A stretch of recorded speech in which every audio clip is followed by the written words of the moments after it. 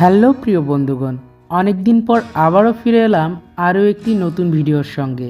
চলো আজ একটি জলের ফোঁটা অঙ্কন করা শিখি। জলের ফোঁটা অঙ্কন করতে গেলে আমাদের এক্সট্রা হোয়াইটের প্রয়োজন। যেহেতু আমরা কোনো রং ব্যবহার করব না, তাই ব্যাকগ্রাউন্ড একটু কালো করে নিতে হবে।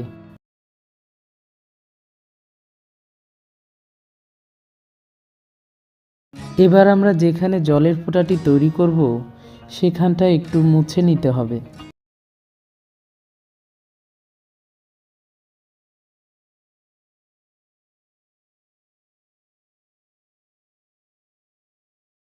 এবার পেন্সিলের সাহায্যে একটি গোল এঁকে নিতে হবে। যদিও আমি এখানে মেকানিক্যাল পেন্সিল ব্যবহার করছি, এটা নর্মাল পেন্সিলেও করা যাবে। এবার এই গোলের উপরের দিকে কালো এবং নিচের দিকে ধীরে ধীরে সাদা করতে হবে। তবে যেখানে আলো পড়ছে সেই জায়গাটা আমরা রং করব না, তাই ছোট বক্স তৈরি করে রাখব। সম্পূর্ণ কাজটা কিন্তু আমরা পেন্সিলের সাহায্যেই করব।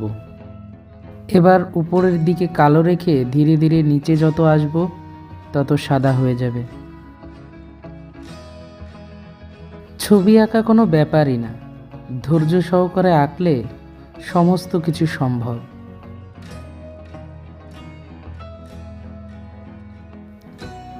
এখানে একটা জিনিস মাথায় রাখতে হবে, কালো ও সাদার মাঝে যেন কোনো শক্ত লাইন না থাকে।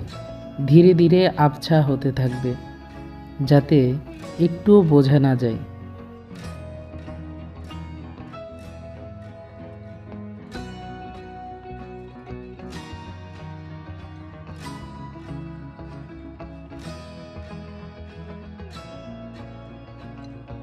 জলের ফোঁটাটা আঁকা হয়ে গেছে, তবে এর ছায়া না দিলে একদম এটা ফুটে উঠবে না, তাই এর ছায়া আঁকতে হবে।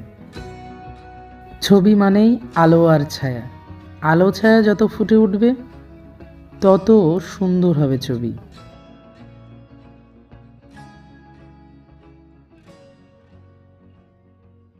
আমি ছায়ার মাঝে একটু জায়গা ছেড়ে রাখছি, কারণ জলের ভিতর দিয়ে আলো ওই ছায়াটাকে উজ্জ্বল করে দিচ্ছে।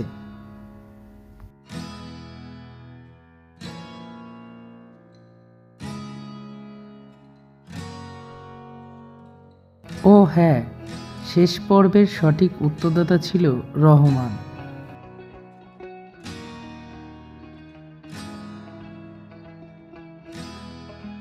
এবার এখানে হালকা একটু মুছে আবারও পেন্সিলটাকে আলতো করে ঘষে দিলেই ব্যাস, চিত্র সম্পূর্ণ। আজ এই পর্যন্তই, ফিরবো আরও একটি নতুন ভিডিওর সঙ্গে। তবে ভিডিওটি ভালো লেগে থাকলে লাইক, কমেন্ট, শেয়ার করবে। ধন্যবাদ।